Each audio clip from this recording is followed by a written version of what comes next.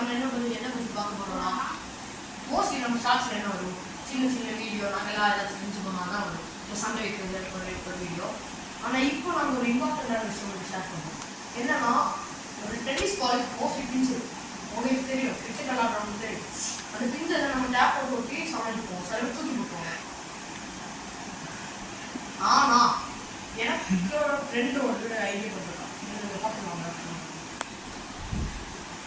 என்னன்னா இந்த பிளாஸ்டிக்கை உருக்கி இப்படி ஒட்ட வச்சுருக்கான். இப்போ அதே நல்லா பவுன்ஸ் ஆகுது. இதுக்கு முன்னாடி இதில் இந்த ஓட்டை இருக்க பார்த்து அந்த பவுன்சிங் லெவல் இவ்வளோ தான் இருந்துச்சு.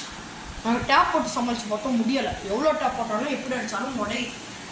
இன்னும் இது ஃபுல் கம்ப்ளீட் ஆகலை. நீங்களும் ட்ரை பண்ணுங்க. இது எப்படி பண்ணால் நீங்கள் சொல்கிறான்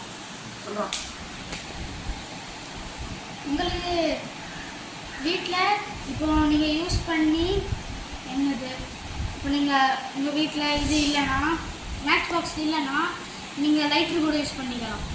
அதுக்கு எந்த பிளாஸ்டிக் வேணாலும் நீங்கள் எடுத்துக்கலாம். ஆனால் இந்த கவர் மட்டும் எடுத்துக்காதீங்க.